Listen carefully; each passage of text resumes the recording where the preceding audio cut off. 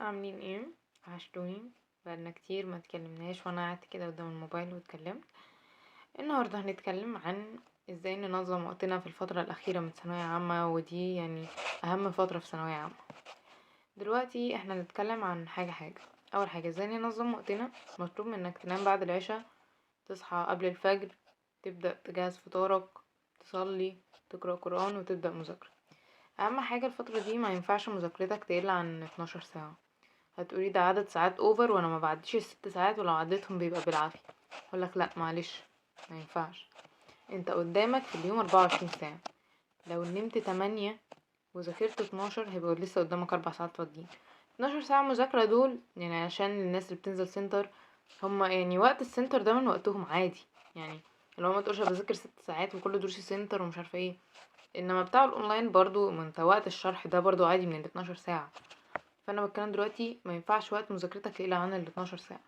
لو ذاكرت 12 ساعة وخدت نمت 8 ساعات هيبقى قدامك 4 ساعات فاضيين تعمل فيهم اللي انت عايزه. بس انت ابدأ. كل مطلوب منك الفترة دي لو متراكم عليك حاجة تبدأ تلمها. لو مش منتظم في الصلاة ياريت تنتظم، عشان مفيش اي حد هينفعك غير ربنا. ادعي كتير، ادعي كتير وملكش دعوة بأي حد. ملكش دعوة بصاحبك الفلاني اللي حل 3 كتب في المادة الفلانية وانت لسه في اول كتاب وحالتك يعني بالبلد. الناس اللي لسه بادئه وقالت ان هي خايفه ان هي ما تلحقش او اي حاجه من دي، فانا عايزه اقولك واقولك ما تخافوش، ربنا هيساوي عادي. هو بيساوي بالمجهود مش بالوقت. انت طالما بدأت وعملت اللي عليك يبقى خلاص. كل مطلوب منك انك تكمل بقى. يعني انت خدت الخطوه الاولى وبدأت، خلاص كمل. دلوقتي حضرتك انت في سباق. لو فضلت مركز على نفسك انت هتسبقهم. لو قعدت تبص يمين وشمال وده بدأ ودي ما بدأتش ودي بدأت ودي ما بدأتش والكلام ده، حضرتك انت هتروح في داهية، هتخبط في الاخر مش هتجيب اي مجموع. كل مطلوب منك الفترة دي تركز على نفسك وبس. ازاي بقى ننظم وقتنا؟ مطلوب منك تصحى الفجر. هتبدأ بقى يومك لو انت بتصوم تمام، لو مش بتصوم هتبدأ يومك انك هتفطر، تصلي، تقرأ قرآن، وهتبدأ اول جلسة مذاكرة. انا كنت بذاكر ازاي؟ كنت بذاكر ساعتين، ربع ساعة بريك. الساعتين كانوا بيبقوا مقسمين لحاجة معينة. اول حاجة ما بين شرح، لو خلصت الشرح بسرعة، بصراحة كنت بسرع الفيديو. كنت بسرع الفيديو على مرتين، لان انا بصراحة يعني لو المدرس بيتكلم قدامي بطيء كنت بنعس.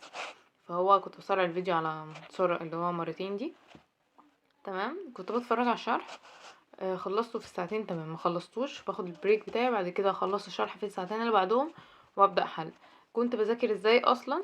انا كنت بشوف الشرح، بعد كده اشرح لنفسي بالكتابه كاني بقى مدرسه، واخطط وخرائط ذهنيه. اهم حاجه في ثانويه عامه يا جماعه الخرائط الذهنيه. لما ما بتعرفش يعني ما بتعرفش تعملها اصلا، ممكن تشوف فيديوهات دكتور هوبا. انا في الجامعه بصراحه وفي اداب، بس بصراحه بحب الدكتور هوبا جدا وبشوف فيديوهاته برضه. ماشي. فانت ممكن تشوف الفيديو بتاع دكتور هوبا بتاع ازاي تعمل خريطه ذهنيه وقت المذاكره ده. ماشي. وتتعلم ازاي تعمل خريطة ذهنية. بجد دي اسهل طريقة انك تذاكر بيها. يعني انا اصلا في مذاكرة الجامعة لو مثلا في حاجة انا مش فاكراها ممكن افتكر مكانها والشكل واللون اللي كنت ملوناها بيها والكلام ده. فدلوقتي انت كل المطلوب منك الفترة دي هي مذاكرة، صلاة، اكل، بس. يعني ده الحاجات اللي انت تعملها في يومك، متعملش اي حاجة تاني. عارفة ان انا طولت عليكم، يعني يا رب يكون حد منكم استفاد اي حاجة. واللي محتاج اي حاجة يبعتلي انستا او تليجرام، انا برد على كله. وياريت اللي ما بدأش يبدأ. انت والله مش تشجيع، بس حرفيا انت يعني الانسان جواه قدرات رهيبة.